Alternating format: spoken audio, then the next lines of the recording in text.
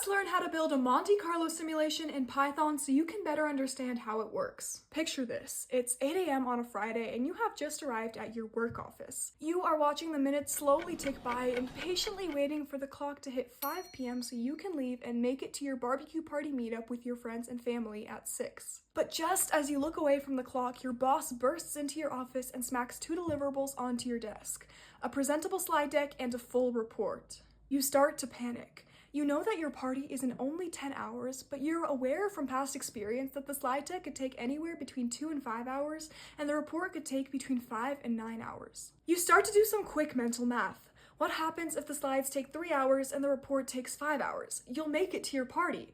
But what happens if the slides take 4 hours and the report takes 9 hours? Then there's no shot. You test another scenario, and another, until you realize that if you're going to get anything done, you need to speed this process up, and to make it accurate, run it maybe thousands or even millions of times. This is where the Monte Carlo simulation comes in.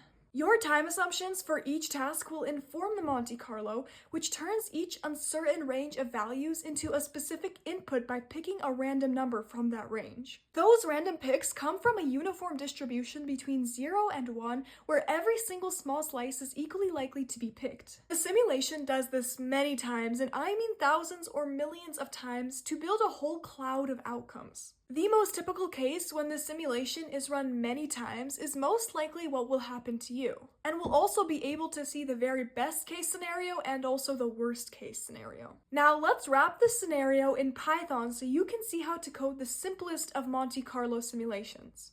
We start by importing our libraries, namely NumPy to work with numbers and Matplotlib to make a pretty cool visualization later. Then we set the simulation to run 100,000 times. We tell the code the minimum and maximum amount of time each task will take, and then actually fit the uniform distribution for each one. Lastly, we combine both distributions into one variable to model the total time your deliverables will take. Now let's plot a histogram to see how likely every possible scenario is. We're adding a red dashed line at 10 hours to make this easier to visualize. On the x-axis are all of the possible amount of hours that you could take to finish your deliverables today, from 8 to 16. The y-axis tells us for how many cases out of 100,000 simulations run, that scenario actually happened. Most of the simulated totals land between 11 and 14 hours, with the peak being around 12 to 13 hours. Only a small slice of the runs fall before the 10-hour mark, so the chance of making it to the party looks pretty low. So what should you do next? Do you tell your boss to go take a hike and enjoy yourself, or risk a serious case of FOMO? Either way, make sure you save this video for the next time you're working with a Monte Carlo simulation and follow for more.